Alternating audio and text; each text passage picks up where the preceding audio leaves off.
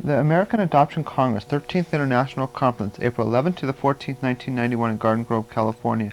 This is program number D151, tape 24B. 20 years old and I'm ready to live. And I'm trying to find what my future is. I chose my husband because I wanted the first man who would ask me so that I would be a respectable woman. And we've been married 20 years. Luckily, he's a nice man. He's not a Christian, but he's a wonderful person, and he's what I need. And my daughter, I found, and she has, it hasn't been a perfect reunion, and she's chosen not to have anything to do with me after 6 months.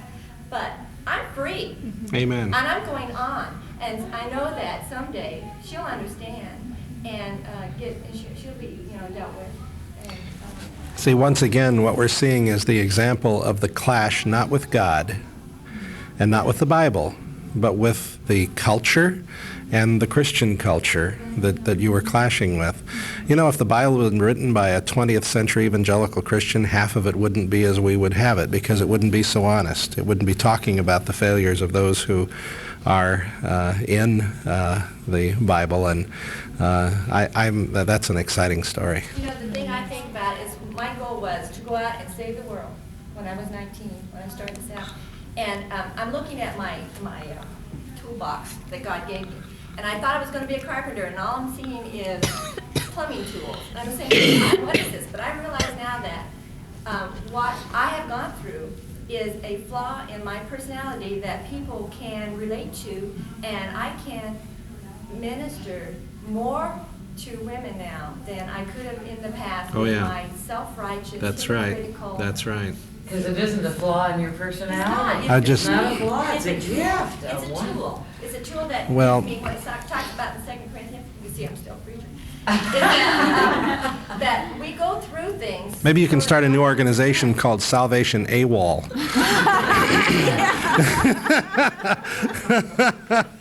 God allows us to go through things, and then he comforts us so that we're able to comfort other people with empathy. Well, that's one of the strengths of honest Christian environments, is because instead of sitting over here and creating messages just because they have to be preached, we are drawing from the brokenness and the reality of our own lives and it's a common message. You see, it's like you said, it's not a flaw in your personality. What you're discovering is that you're a human, and there's not really an honest human that you have access to who's not going to identify with some of that message of redemption. Some more than others, but... It's not a flaw. Amen. The wounded healer concept is a very, very powerful Christian concept. Absolutely. That took me a long time to ingest. Yeah. Yes. If I start breaking down, I hope you'll understand, but I don't know if I'll be able to share this without. I'm sorry, we're very open, but we don't allow breaking down. Well, on May 5th of this year, my birth daughter will be 8 years old. And I just started dealing with it probably since she was 5. And where I'm at right now, well, I'll tell you what happened during the time that I was pregnant. I guess I thought that I wasn't probably good enough in God's eyes to raise her, and so I searched for places that would be good enough for her, and came across this family. And one of my first questions was, are they Christian? And the attorney said, yes, they are. So I just kind of felt like this instant peace about, that she would be being raised in a good family. And during the time of the adoption, I met them and had contact with them. The adopted mom was in the delivery room. And when I gave the baby to them, Katie's her name, when I gave Katie up to them, the adopted mom said to me that anytime I would like pictures, that I would be able to get pictures from them. And the arrangement, a lot of it's kind of foggy for me, but I think the arrangement was basically that we would go to the attorney in order to have this contact. Well, because I didn't really know where I was, I didn't have enough counseling as to what I should do or how to claim what was mine to begin with. I kind of really backed off from the situation. I did start getting counseling, but it wasn't really directed towards the adoption. It was more just directed towards my self-esteem and where I was going from this point, because I'd already made the decision for the adoption. So anyway, like I said, I really backed off and spent a lot of time, trying not to think about it. Like they say, it never happened and you'll go on with your life. Well, I never did forget. I started searching. I found an article in the library, which brought me to this group, and then I started searching for her. Well, first of all, what I did was I called the attorney and I said, "Do you know where they are?" And she said, "No, they're out of the area." So then started searching for her. We found her. I made contact with them through the mail. I feel like I've gone over my boundaries because of this agreement that was set that it would be contacted by the attorney. And the first letter was received, and I sent letters after that which were not received. And now I feel like I'm stuck. And it's kind of like, like you're saying about the openness versus the protection. I mean, I don't want to overstep my boundaries yet. I don't know what I want. And I just need to maybe get a clear idea. What have you told them you want? I would like to have contact with them. I would like to have the pictures that were offered in the beginning.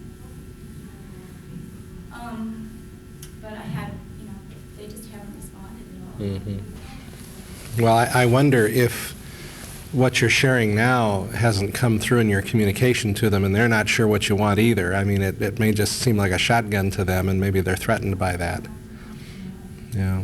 But she said very clearly pictures. That doesn't sound like a shotgun. But she also said contact. No, she said contact and pictures. I'm sure they're viewing that all as the same, and perhaps wouldn't. I just wonder if. And you know what? You can make the clearest and best thought through communication in the world, and you don't know how they're going to respond to it. Unfortunately, adoption is kind of a property rights issue, and people feel like their property rights are now being invaded, and it's a very emotional thing. Any recommendations, Karen?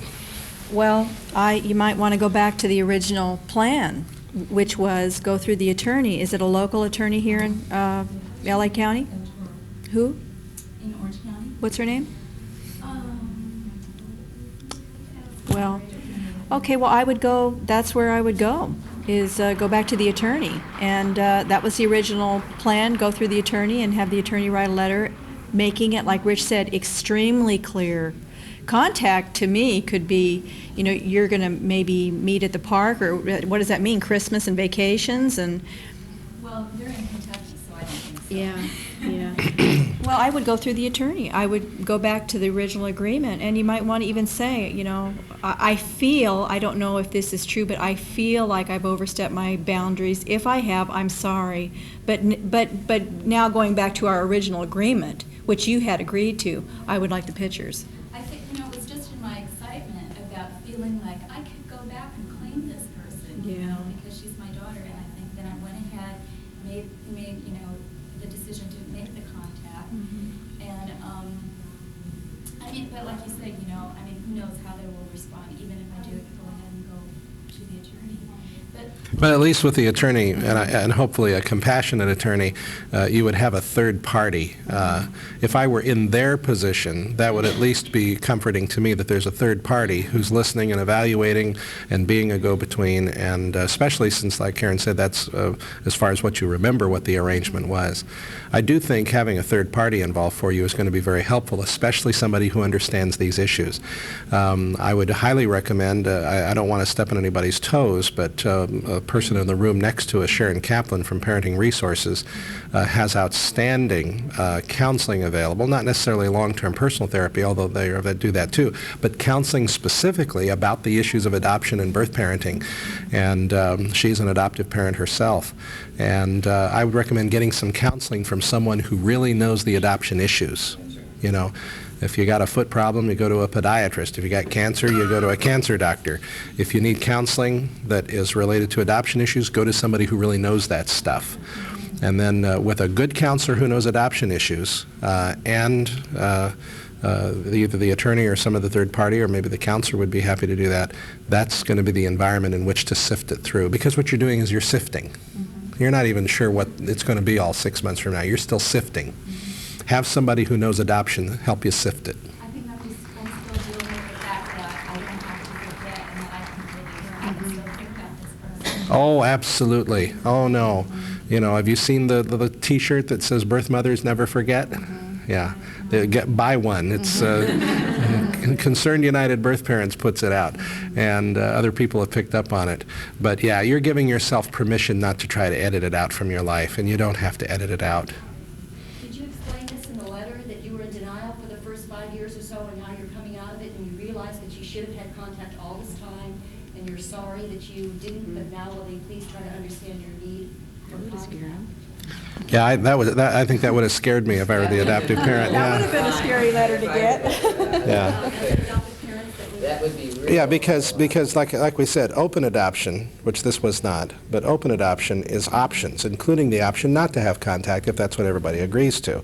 It just has to do with what the hunger is and what the best needs of the child are and the best needs of the birth parents and everybody involved. There's everybody's needs to consider, not just one. You're saying mine was not an open adoption? She said that she handed the baby to them. There certainly was some degree of openness. Oh, it was an open adoption? I'm sorry. Maybe to the birth parent, to the adopted parents? Did you say Well, that? not in like a ceremony or anything. but No, I- no, I met yeah. them and I knew who they were, they knew who I was. Yes, they were gonna send you pictures, so. Okay, well, that's the agreement that you all made then, yeah. But a lot of times, adoptive parents have made agreements like that, then get scared. And close up and try to pretend that you aren't there too.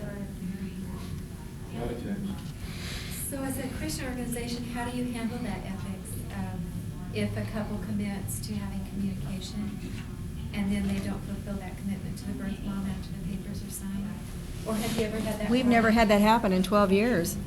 Because there again, when they come to our seminar, they are told, we are a birth parent organization. The fact that we have adoptive parents here is almost secondary, because we are here to deal with her needs first, and if what her needs are and we don't do verbal agreements, by the way, we have everything in writing.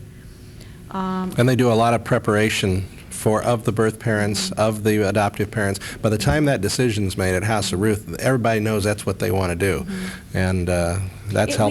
We make it very clear. There would never be anything said at House of Ruth. We'll send pictures and we'll have contact. Never. How many pictures? When? What month? What is contact? Where? Direct contact, indirect contact. It's very spelled out with the attorney, with the Department of Social Services, and with House of Ruth. Yes. I thought we heard this morning that there was no legal weight to such a contract. That's right. That's So right. the adoptive, if it's not in their hearts, it sure as hell, it isn't going to help to be written in stone. That's because right. stone doesn't carry the weight of the... It's a statement of expectations. How many do you have, percentage-wise, that renege on the whole thing? That Never. change it? Say they're pretty good the first year, but between somewhere up into the fifth year, they just... You know what? I'm telling you. You know who reneges? The birth parents. We have stacks of files of pictures that have never been picked up. It really seriously is curiosity kills the cat. You leave the door wide open, the cat will not come in. Don't throw them away, they'll be back. Oh, that's Don't right. throw them away, and they'll be back. And that's why we always say when a birth mother, where we have maybe an overly exuberant birth parent that all of a sudden just stops, and the adoptive parents are saying, well, where is she? Well, she went away to the university. We had a girl. She went away to the University of Arizona. Pictures were returned, letters were returned. The adoptive parents were very hurt. The adoptive mother called me up crying, where is she? I said, Rita is away at school right now, and she doesn't want to be contacted. Everything, you keep sending everything, and we'll keep everything here sealed and unopened and ready for her when she's ready for it. But we don't have parents renege. We just don't. Yeah. We have a new law in Washington whereby it can be put into the legal contracts with the relinquishments. They can spell it out exactly what contracts they want and what futures, and it is legally. And it can be enforced then. Isn't that interesting? It goes into the court records with and I think it's a civil suit that can be enforced. It will not overturn the adoption if they do not follow through, but it can be a civil suit. We looked at that here in California as an issue and finally decided that there's no way you can enforce such a contract because enforcement literally ultimately means the use of force. If you go to court, you get a judgment, the people say, we won't comply with the judgment, what do? Well, the way we handle that in our society is the police come out next and use the degree of force necessary to affect the judgment. We can't see how that would serve this situation, It's so we're brand new, scum so I right don't now. know that Yeah, there's no, and you guys have been record on going it through the yet. same thing about how do we make this real? Because it's very important but hard to make real beyond the moral commitment level. In Hawaii, an adoption can only be turned even at any time if it's proven fraud. And of course, if the person doesn't live up to it, perhaps there isn't some type of fraud involved in that, although it's never been handled that way. They spell out, we have that same rule of fraud, it's spelled out that reneging on this agreement will not. That's not a kind of fraud. Okay. I'd like to comment that perhaps you could get somebody to act as an intermediary. Quite often, Carol Gustafson and Jane Mast as adoptive parents for open records. They're very good as acting as intermediaries, and I have a lot of compassion for you right now because I feel that being a birth mother myself, and once you realize that need, and it's like a natural need to be with your child, it's just that it's something that you feel that you have to do, and it's very hard to stop, and you probably want to do it right now, and it's very painful for birth mothers, and whatever, I wouldn't stop. If I were you, I would try to take some route to make some connection. I wish you were my kid's birth parents. I'd also like to recommend it and realize that the lawyer, the adoptive parents were that lawyer's clients, and there is his or her allegiance are to those adoptive parents. And I would guess that the last person that's going to be the most helpful to you is that lawyer. No, I think that depends on the lawyer. Yeah. It really depends on the lawyer. Put a percentage on it. The percentage would be that he might not understand, but still the agreement was made for that to be a point to check out is, I think, very logical. I was going to say, I'm a helper, I'm not a triad-member, but I think how you frame something makes such a tremendous difference, too. If you present to an adoptive couple that I'm in pain, I just need to know that this child is alive and well and okay, I think an adoptive mom can hear that, whereas if you leave it too open, they might be hearing Christmas together and having to introduce the whole family and all these awkward relationships. In the same sense, I keep thinking, a birth mom doesn't really give up her child. What she gives up is the right to parent that child. Because I hear that That's over right. and over. They carry this child with them day after day after day, and I don't think adoptees realize that. For parents, for adoptive parents who have not been educated and who have not prepared what they're going through, they live in daily fear that birth mom or birth father is going to pop up and what it means. And so you may have fulfilled their worst fear, say. Like, if they're not ready for that, if they've not gone through preparation, if they've not gone through something like, a seminar, or counseling, or a House of Ruth, or an agency that has addressed all of that, it really does address their greatest fear. Because, like I said, for many, it's a property rights issue. See? Every couple I work with has that fear. And I say to them, look, you haven't even met her yet, and you have this fear. It does not come from her. Well, as a birth mother, I can tell you, we fear them. Adoptive. But the adoptive parents are just as scary to us. They're. It's like, well, many of my girls say, what if they don't like me? They're not going to like. They won't like that wart on my nose. They won't want my baby because I have moles on my cheek, and they're just as scared of the adoptive parents. Then there's the adoptee in the middle feeling like he's committing parental adultery by having contact. So, well, this has been a neat time. Okay. Yes, I'd like to ask both our panel members. Karen has some pamphlets here for House of Ruth, if you'd like them. I'd just like to wrap up. If you'd like to take some of our pamphlets, please feel free to, and our business cards. And we feel really we're wide open for educating you. We have different pregnancy crisis centers come down all the time. We have 5 offices of House of Ruth right now. 1 in Honolulu, San Luis Obispo, and in the Redding area, and Ontario, and we'll be going down to San Diego. I really feel the degree of counseling that we give the girls is excellent, and I think that we have a model program, and I'm not saying that in a boastful way of being boastful, but I'm very proud of what God's done. I think that He's really established a great work. There again, I feel that what Satan meant for evil in my life, God has turned around to good, not only in my husband's life with his son Jeffrey, but with Linda. So these pamphlets are available on our business cards if you ever want to call or just come down and see our offices. Our files are open. You can see how we do files. You'll see everything's open, just like you said, the birth certificate to the adoptive papers. Everything's available, and you can see what we do, and we're real open.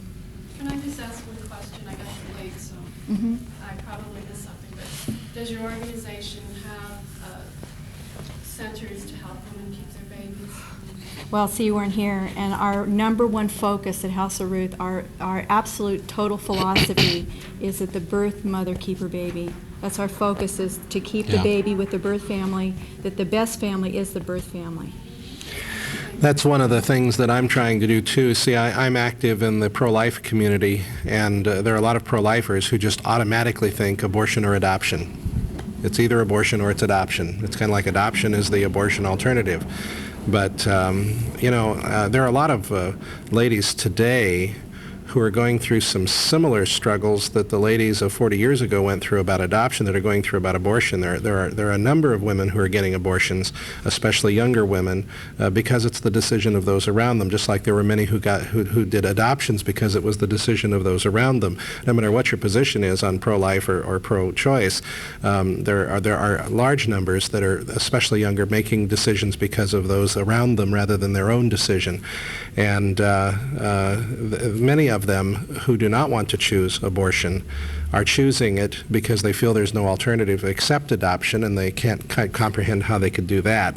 And to offer resources to women who want to keep their child and who want to finish school, who want to learn parenting skills, who want to be reinforced and helped is something that happily the pro-life community is increasingly offering. In fact, I have pages of resources for those who want to do that. And I have the same bias. So do we. I participate in adoption very cheerfully and very happily because it's a wonderful, wonderful way that God gives for birth mothers and for children to be able to have a different life than what might have been. But I really consider the first choice to be for flesh and blood to hang together if they can. And if that's not the best choice for everybody involved, then adoption is very happily and very properly there available. Any information about the Family Research Council? You know, I didn't bring it, but we do have a free newsletter, which if you're interested in, I'll be happy to get you signed up for. For those who don't know about the Family Research Council, it's really a wonderful resource in Washington, D.C. that's involved in research and awareness and communication to the community about family issues, things that are affecting the home, and it's a resource that I draw from quite highly. Thank you all. It's been a long 2 hours, but God bless you. This concludes this session.